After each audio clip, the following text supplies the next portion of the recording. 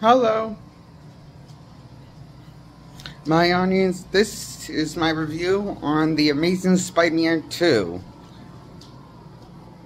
And I'm Jake Allen Graham for my newcomers.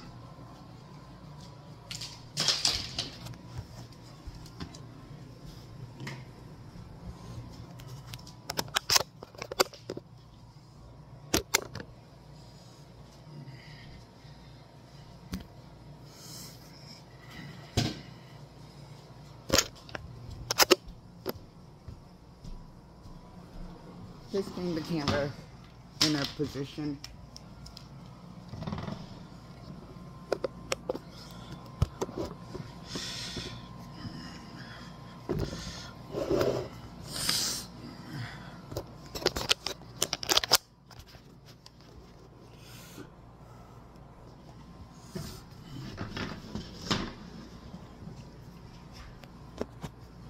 I thought this movie was fine.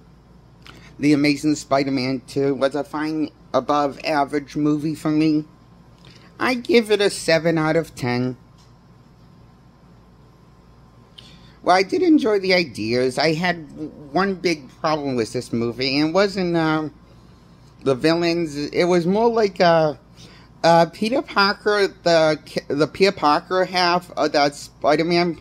The Peter Parker persona is less relevant or has anything to do with the part in the movie. He's pretty much all Spider-Man the entire time and not doing anything outside of his Peter life.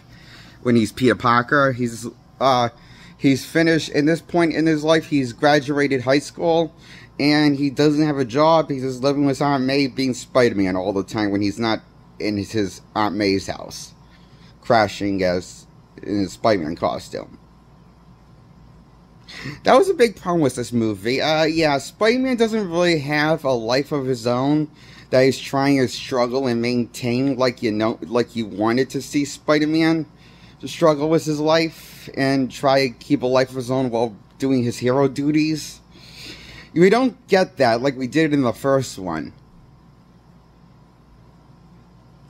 What I liked about the first Amazing Spider-Man so much, and why I give that a 10 out of 10, and this is 7 out of 10, because the first Amazing Spider-Man kind of nailed it, showing the dualities with Peter and Spider-Man, the different dualities, and showing how they clash between each other.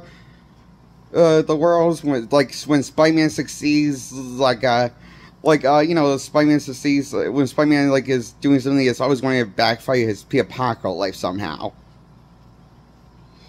So I really like that they showed that in the first Amazing Spider-Man better than a lot more than the previous Spider-Man movie showed it, which Maguire or since. I still think that Andrew Garfield's Spider-Man 1 is the best Spider-Man movie. Which it pains me to say, the sequel is not one of the best Spider-Man movies or the best Spider-Man. I thought the sequel was such a letdown. I give the sequel a 7 out of 10. And it also had, well, I admit it has too many characters and, wicked amounts of villains, and, that's not really my problem. My big problem is, that Spider-Man half is constantly active, and the Peter Parker half of his secret identity is not relevant to the plot at all, as he was in the first one, compared to the first Andrew Garfield Spider-Man outing, where the Peter Parker half and the Spider-Man half were very consistently needed to the plot, and I thought, I feel like Spider-Man in his Spider-Man and his hero persona is too often. There's too much of it in this movie, and there's not enough of Peter's to show what Peter's doing when Peter doesn't really do anything else. He doesn't have a life. I think it doesn't seem like he does, but he's not he just was not made and when he's not being Spider-Man, and I don't know what he's doing when he's not sleeping in his Peter Parker clothes. We don't know. We're not really shown. He doesn't really have a job of his own. He just got out of high school, and we don't know what he's doing outside of stalking his ex, Gwen, in the movie, after he gets breaked up by her. Because he's being a crybaby and a drama queen over no reason. Because the plot says so. Oh, and he's seen Ghost. Gwen's dad that died in the first one. Constantly being haunted by the images. Gwen's dad. Now they continue seeing her and being Spider-Man and blah blah blah. It just doesn't make any sense. A whole lot of sense. Not really fleshed out.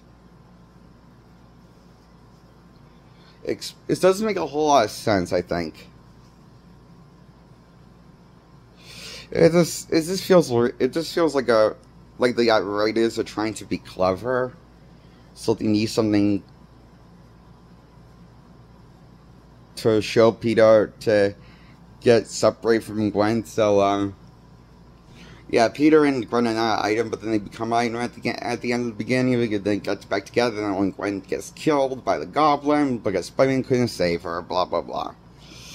And it does all these emotional beats, but I feel like it kind of rushes it and feels like there's too much forced drama in this movie. Like, I thought it was stupid how Spider-Man didn't try to help Harry to save his life. And didn't even took that chance to save Harry's life. And that ends up biting Spider-Man in the ass and ends up losing Gwen. So the reason why Gwen's dead is kind of all Peter's fault, because he didn't want to help anyone in the first place. Because he didn't want to create another Kirk Connors. Like he did in the first one. That's what he was afraid of, giving Connors, if he gave Harry his blood that could save Harry. And,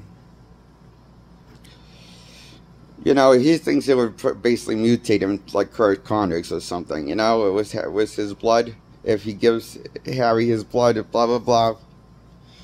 I don't understand this. I mean, so what if he gives him his power? You could just, like, that would be I mean, it seems very out of character that Spider-Man did this to Harry.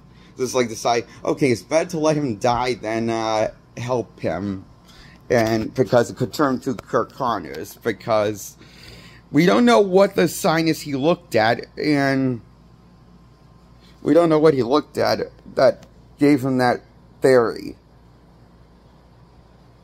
I mean, he's just like guessing that they would mutate like Kirk Connors based on a hunch that has shown little evidence that Spider-Man has looked into on screen.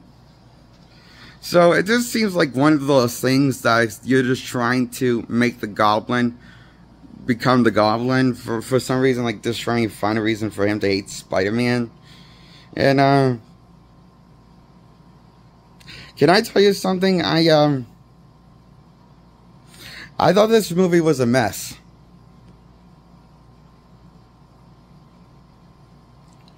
This was a mess like the Silver Surfer Fantastic Four flick. Rise of the Silver Surfer.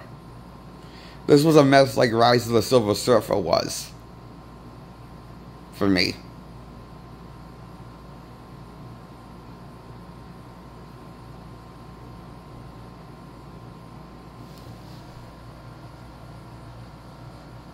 That's why I give The Amazing Spider-Man 2 a 7 out of 10 for above average score it gets.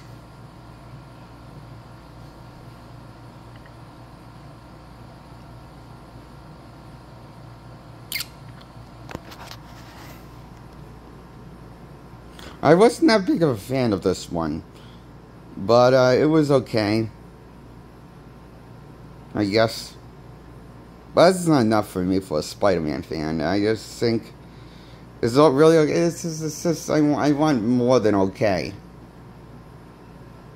for me. When it comes to these Marvel and DC couches, I want more than just okay, you know, of a quality movie. So I think that makes sense. Wasn't a big fan of The Amazing Spider-Man 2. It was just a 7 out of 10 for above average.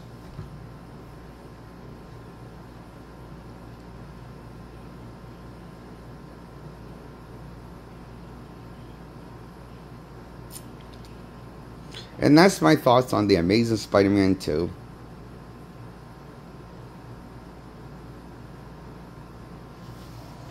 This was a fun mess, but it's still a mess of a movie, I think. It was still fun at times, well, it kind of dragged at times, but it wasn't a terrible movie. This wasn't a great movie for me.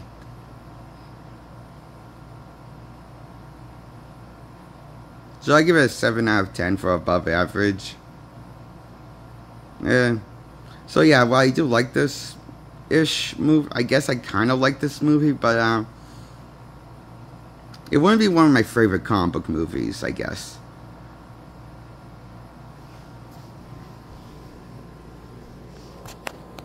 Like, I like this, like, I like Batman and Robin from 1997, and the one that George Clooney starred in as Batman, and I like to, like, Rise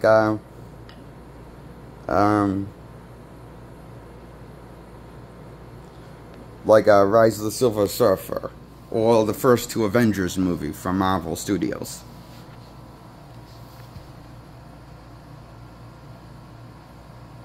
This movie's okay, in other words. It's not great. It's not like it's just, I don't know, it just feels like it has issues, like problems I mentioned. The problems I mentioned just kind of stand out for me, you know, too much for really enjoy this movie more than I mean, I feel like I like this movie, but I feel like it's one of the movies I want to like more than I do. I want to like this movie more than I ended up liking. Because I really like the first one a lot. The first Amazing Spider-Man from 2012.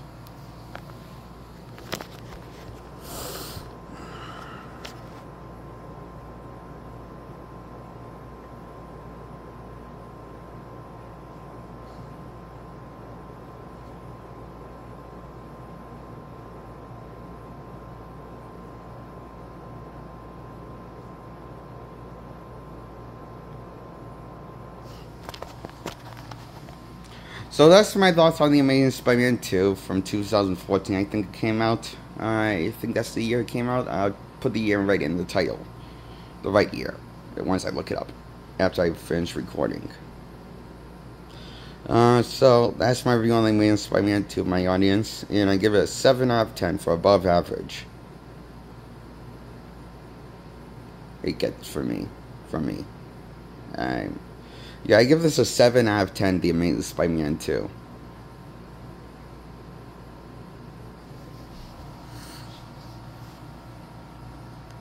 So, that's my review on The Amazing Spider-Man 2.